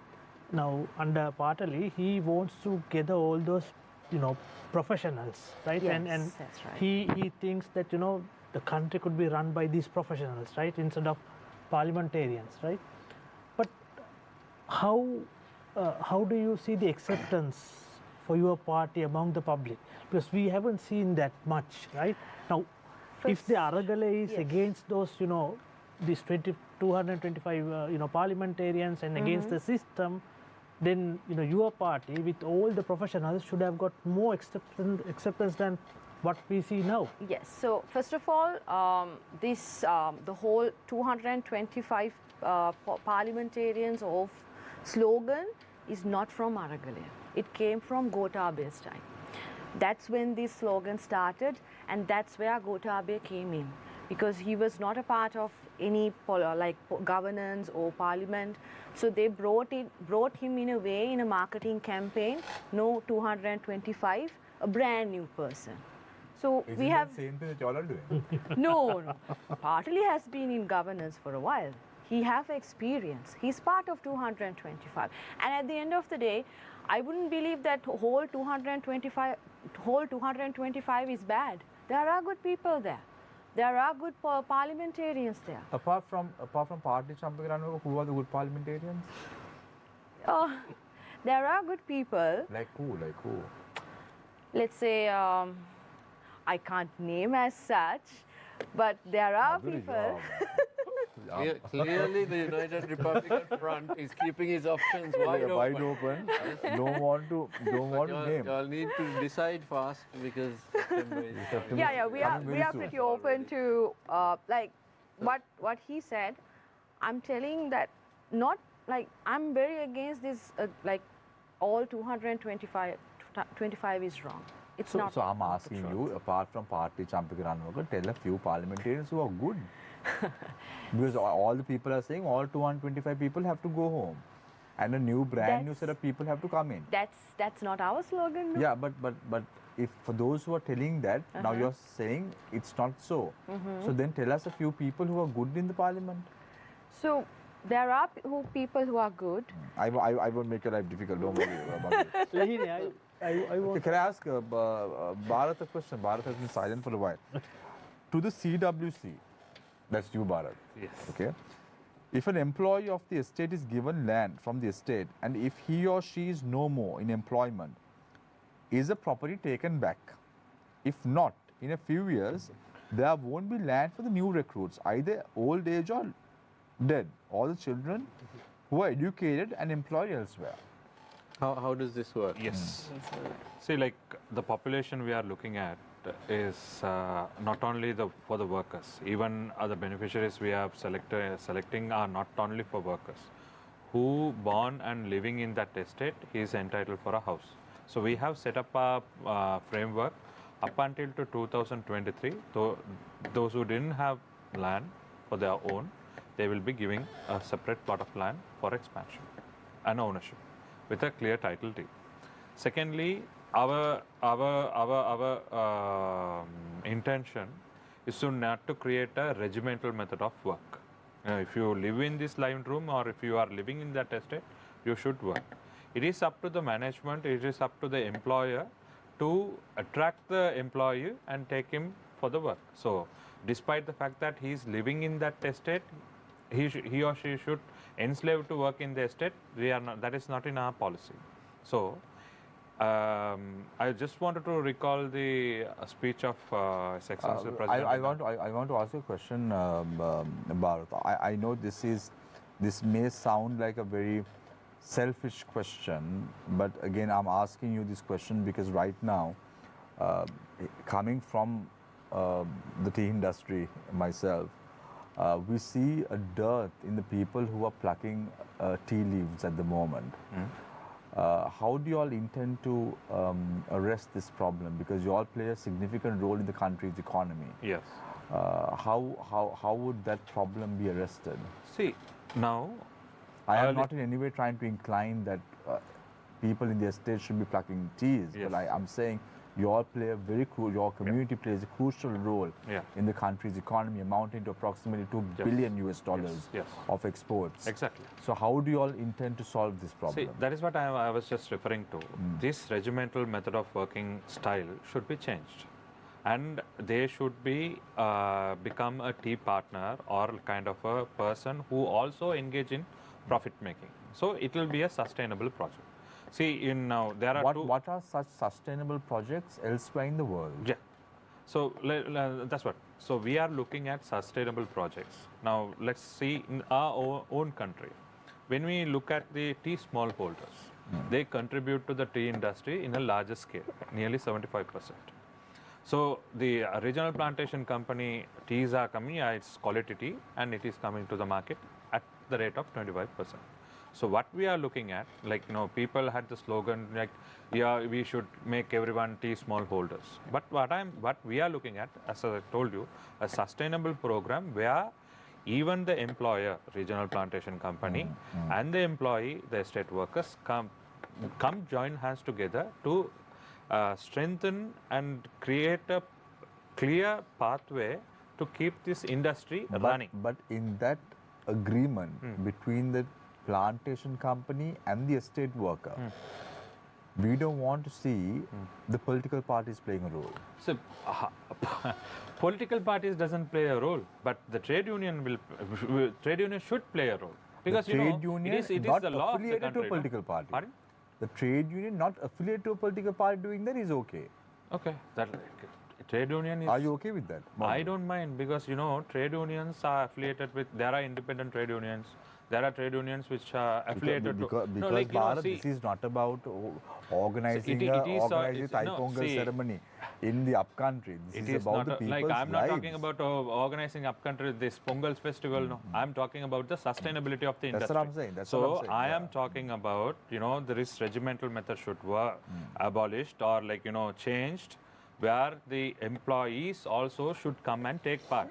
Now there is a 68% of drop wage in what the is workforce. Such a model? Tell us a model or a pilot project elsewhere in the world or something of that sort. Same thing. So how with the support of ILO, there is a proper system for tea smallholders. There are few successful projects in the plantation sectors introduced by the RPCs, but that is infringing the stakeholder model. Stakeholder models or the so-called outgrower model, which is successful, but it is infringing and diminishing the rights of the workers. We wanted to have a uniform model, not by giving a bush of tea lands, but as a land of tea plots where they can, work and give it the green leaves to the plantation companies. So this is what we are looking. So they can the employees who are working. They'll also earn part of the profits. Part of the profits, yes, obviously. So the industry will thrive, and the production will be higher, and the manufacturing and the brand of tea will be there. Because since you asked about the international analysis, now Zambia is going to cultivate 35,000 hectares of tea. So already we are in competition with India and Kenya. So if Zambia comes in, it will be a big market threat for us, our tea industry. So the Ceylon Workers Congress, being a pioneer trade union and also protecting the rights of the worker, we always think about the productivity and the sustainability of the tea industry. That is what we have made thus far this industry to come forward. Right. So this is our policy and our vision, and we also have delivered. We are not only talking, we are also delivering this model where they can become a tea partner, where they can share the profits. Right. So a question for Madhuri. Can the minority communities trust Partli Champika as president when he started his political career on the slogans of anti-minorities? So when we say the slogans on anti-minority, what does it mean? Like, No, so there's a question from a viewer. Ah, okay. So I can't independently verify, but it's just a question. So either you can answer or you can not answer. So you have the option. Okay. Because when I asked you about the parliamentary, you didn't answer. So same format. You can duck it. No, or I can answer. take it over. Yeah. So when we say that, as I said earlier, whatever these slogans that these people, the past, that what has happened, it's not the reality. As I told you earlier, in most of his work, it has never been like this. He have worked for minorities, especially in Colombo. If you look at a lot of his projects, it has not been like that. It's just that this past has been mirroring on him for a while, but that's not the reality. He have done a lot for the minority communities in Sri Lanka, and I believe that's the current situation for Partli Champika. Right. We go in for a short commercial break. When we come back, we are talking about how do you reset Sri Lanka's political culture subsequent to the Sinhala and Tamil Nivea. Can these politicians do it? We'll talk all about it after the short commercial break with their conclusions as to what the way forward is for Sri Lanka. Stay connected, stay with Face the Nation. We will be right back.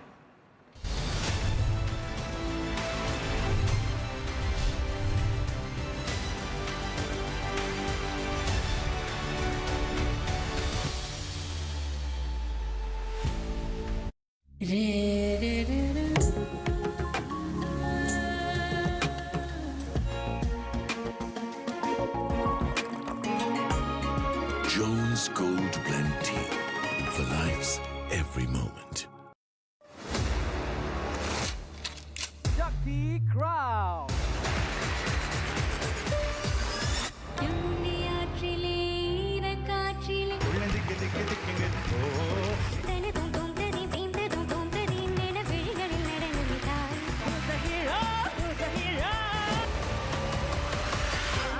Shakti Crown. සත්‍යයගේ රාත්‍රී 8:30ට ශක්ති TV තුලින්.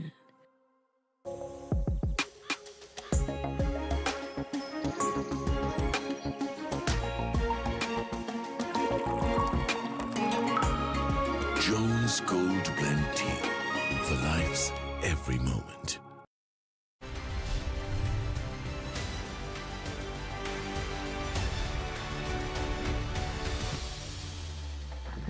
Welcome back. We were talking about something very interesting during the break. I thought I'll pose it as a question for Lihini. Lihini, if they're hypothetical, let's say both the NPP and the SJB are to partner together in a coalition for the betterment of the country, would you all do it? They will have to think in line with economic ideologies of SJB. If so, yes. If not, no. You can't be left wing and right wing, so center left. I mean, I want to say this, Shamil.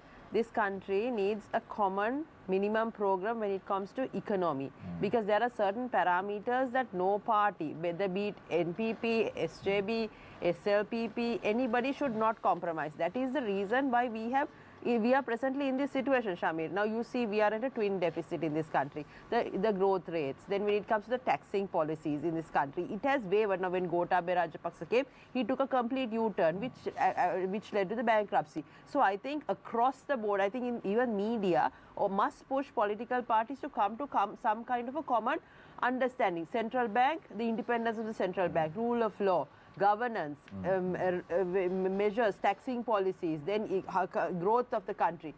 Certain indices, either it's 5 to 6% growth throughout the period you have to maintain. So all your policies that you develop must fall in line with this common minimum program. Why I'm saying this is, I'm also a member of this organization called Next Gen SL, which is a cross-party framework where we are developing a common minimum program, and we've been in consultation with all political parties, including, except for NPP, all 16 political parties have come together, and we, with certain experts, we're trying to develop a common minimum program which will stem around economic indices, core values for the country, then governance conditions, where everybody before the election must agree. I think this is the initiative of the youth in next generation politicians, where we've come together to bring this across to all parties. Because this country, it's enough, Shamir, that it's like a bouncing ball. NPP talks of one thing, SJB talks of one thing, SLPP talks of one thing, and then Gotabaya Rajapaksa, he went on a completely different tangent. And at the end of the day, today where are we? So there needs to be common understanding. But this next generation Sri Lanka concept, you all have people who have supported the candidature of Gotabaya Rajapaksa. There are individuals, but we come together to understand that for the betterment of the country, this is the way forward. Right. Common understanding is required. So hypothetically, let's say you all unite. Hypothetically, the SJB and the NPP unite for a common cause for the betterment of the country. Who is going to be the presidential candidate? They will have to decide at that time when the alliance comes. Obviously, we are the majority party. We are in parliament. We hold the majority stake. You take the numbers. Who has the? So the presidential candidate is going to be Sajid Premdas. Of course. And the prime minister candidate is going to be Andukumar Dissanayake. This is not for me to decide. It's.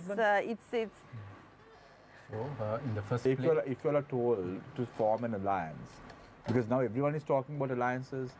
If the SJB and NPP set out their differences and unite for a common cause for the betterment of this country, would the NPP do it? See, what I'm trying to do, Niresh, before going for a debate, try and see whether these political parties can work together. Can that be done? So first of all, even as of now, when alliances are formed, there are criteria that we use. That's how NPP has been formed in the first place. And now, way forward, our language when you are talking to people is to keep ourselves apart from these corrupt traditional politicians. So we would welcome anyone who don't have a corrupt track record or an association with corrupt politicians. Simple if there question, are individuals will you all of join hands with So the it's not- SJB as it is? So are you all saying SJB is corrupt? So if you try to interpret what I'm saying, I think that will No, not I'm going to asking help. you. No, yeah, no, so no, I'm let not trying me to interpret. yeah, I'm- let me answer yeah, them. yeah. So you're saying corrupt politicians, you all don't want to join hands. My question is, Correct. will you join hands with the SJB to form an alliance? So it's not an individual decision that myself as an individual I know, that but- I but- can but- take. but can you- It's a policy, Yeah. it's a party decision, but both for is there NPP as well as is for there something, SJP. Is there something that you all would be open for? So my response may not be the way that you are expecting, but my response is our gain so far, acceptance of NPP by people so far, is because we have kept ourselves away from corruption and corrupt politicians. So if we decide to absorb corrupt politicians or parties into NPP, the perception out there will get negatively impacted. So we would look at that when we're making a poll in relation to Because with they're whom. quite confident that they can win the They've election. forgotten that they've been in alliances in 2015 with Chandrika, with Mahinda. They've forgotten. They're holier than thou. I'm sorry. I'm sorry, are we in a utopia, Shamir? Because, I mean, they have contributed towards the destruction of this country. Either you accept that they have made mistakes. I mean, what about the 1989 massacre, the 60,000 lives that were lost in this country? If you were calling the Rajapaksas the economic perpetrators of this country, I would say the NPP and the JVP, who's the main alliance, must take responsibility. The people migrated from this country very first in 1971 and 1889. Who is responsible for this? That economic debacle, they have to take responsibility. I mean, they can't shy You don't away have with to that. go 30 years, They 40 can't- years backward They can't to shy figure out away what with that, happened to and the they can't country. talk Look like at they're holier than thou. 2015, when central bank was robbed collectively by the current people who are in power, as well as so-called economists who are trying to explain how to bring the economy forward. They were the footnote mafia who was trying to safeguard the robbers of central bank. We know in While Sri Lanka Pope there Commission are was issues. inquiry was going on, these so-called politicians trying to explain how the country to be taken forward were on call with the people who committed no the party crime. here, Shamir, is trying to say we are holier than thou. They are telling they are holier than thou. I mean, then we if are you we try are to brand pick new. examples I mean, from the labeling the rest of you the don't have to go parties 40, in 50 politics years to in Sri figure out Lanka as what if has they have not happened to done Sri anything. Lanka, I mean, they are forgetting their history. You don't Aren't have to they go the first? 30, 40 Aren't they years. the first economic Look at 5 disruptors in years. this country? One thing is clear, I don't think SJB and the NPP will join an alliance. Not at this pace. Lily, SJB has been continuously saying that they will renegotiate the IMF program, right? So in that case, do you have any insight on what are the key elements that they want to renegotiate? Because they say tax is high, so they want to bring it down. Yeah. Right? They don't agree with some of the IMF proposals.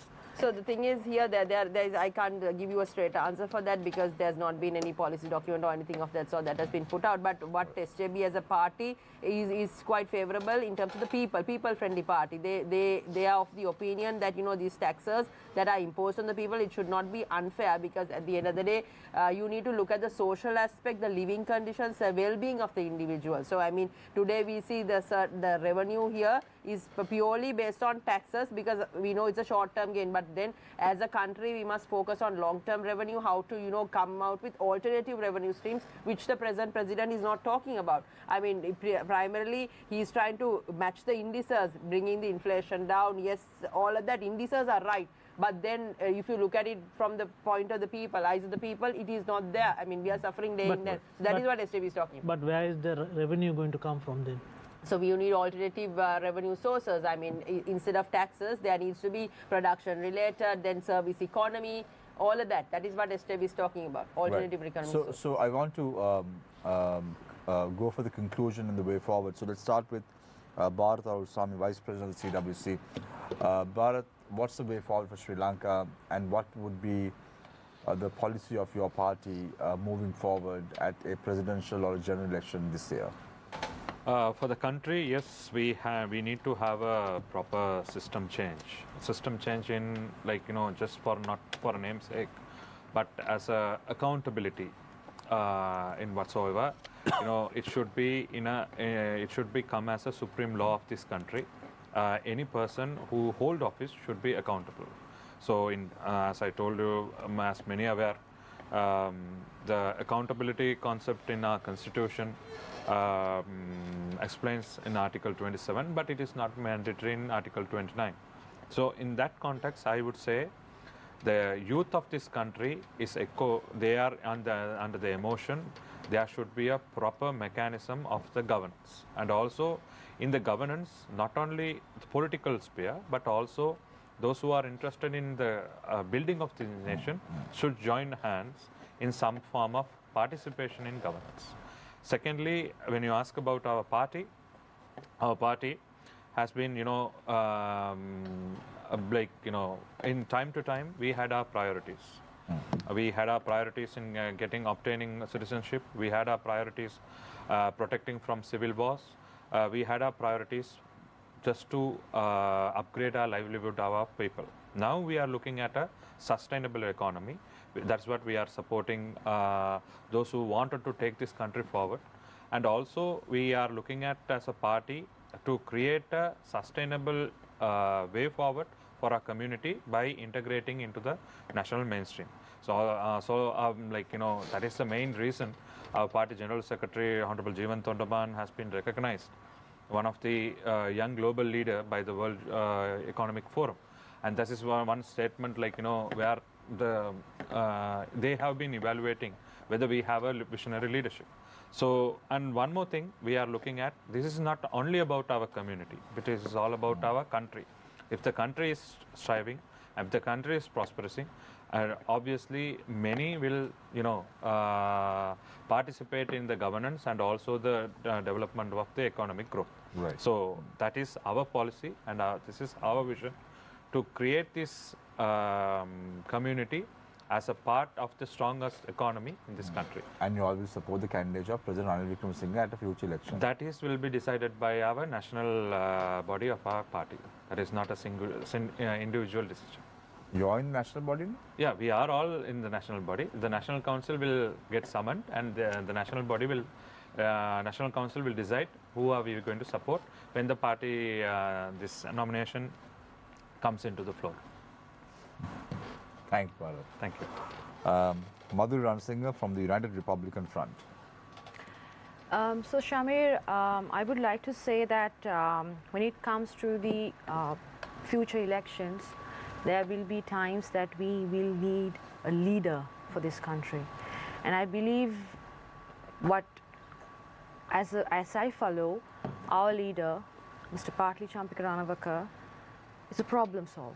He has solved many problems in past during his ministerial duties, especially when he was working at CEB, megapolis ministries. A lot of problems were solved, and especially if you look at the previous work done in the Ways and Means Commission, you can see how he have solved many problems that are major issues in this country. Previously you were talking about how we can create wealth and how we can create revenue. Let me tell you one thing that he have revealed from this commission. In this country, in customs, when we are doing imports and exports, there's misinvoicing for over $5 billion annually, which is something that we need to think about. And these are some of the revenues that we are thinking of, and I believe none of the parties have even thought about how we can do this.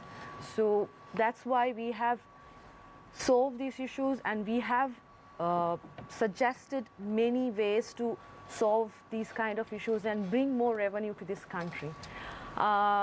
If you look at the previous work he have done, if you remember the sticker issue, it has created a big hahoo, and we have gained a lot of revenue again for the country. And this is why I believe he's a very suitable leader for this country. And I believe that if we can bring an inspiring and problem-solving leader like Mr. Partli Champika Ranawaka, we can have a better Sri Lanka, and I believe Madhuri, can he contest alone and win an election? we need an alliance. That's the truth. Thank you very much, Madhuri Ranasinghe from the United Republican Front. Harshan Suryaperum, a member of the NPP Economic Council. So it's key to focus on implementation. There are more and enough policies in the country.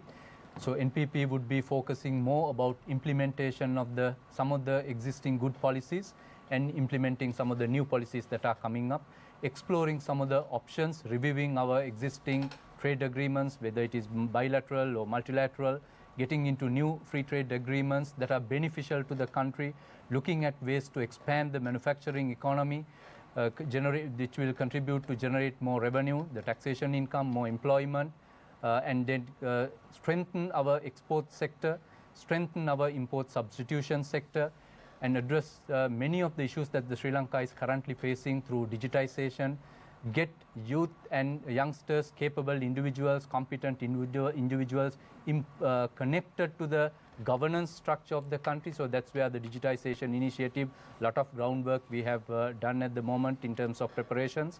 So this will be taken to the next level. It's about implementation of those initiatives, and I'm sure people would give us the mandate to implement instead of the current government who's acting without a mandate, trying to privatize property belonging to the assets belonging to the people. That's our way forward. Thank you very much, Harshana. Attorney at Law, Lini Fernando. As I started, Shamir, 2024 is an election year, and it is very important that we choose the right leader and the right party to steer the country forward.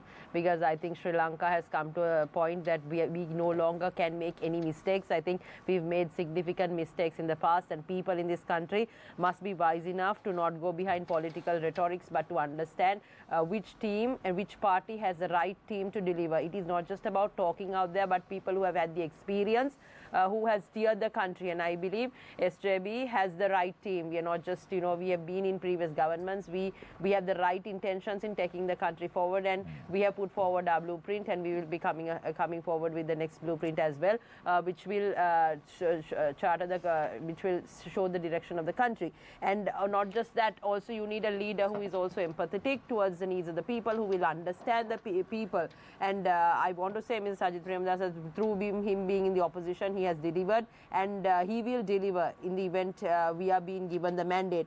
And it is important that we do not make this election is not a protest vote, and people of this country must understand that it is not a protest vote, and we don't want a scenario like Gotabaya Rajapaksa's scenario repeating back again, because we know we came forward and told the people that Mr. Gotabaya Rajapaksa was never an individual who was in the parliament or the provincial council, who never had the experience of running. So similarly, the people who are talking today are also another bunch of people who have never delivered, never been in government. It is easy to talk, Shamir, but to come to understand policies, people who can action it out. So I want to tell the people, make the right choice, understand, and also let's make it a policy-based discussion. It's not no longer driving on emotion. Let's get onto a table, let's discuss the economic policies and talk what is best for the country. So I want to invite NPP, take the challenge, come forward, let's debate on the economy, let's debate on policy, and I think people in this country will then make the right decision. Thank you very much, Attorney at Law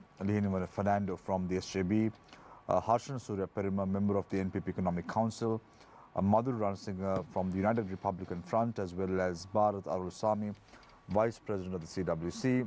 Thank you very much, Neeraj, as always, joining us on Face the Nation. Thank you very much, Shihar Raniz, who's the Executive Director for the Centre for Investigative Reporting.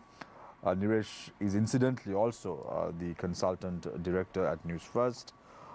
For those who are celebrating the Sinhala and Tamil New Year in a couple of days' time, may I wish you from the team at Newsfirst as well as the team at Face the Nation a happy and a prosperous New Year. I leave you tonight with a quote, as I always do. Every day is a chance to begin again. Don't focus on the failures of yesterday. Start over with positive thoughts and expectations. Take care and good night.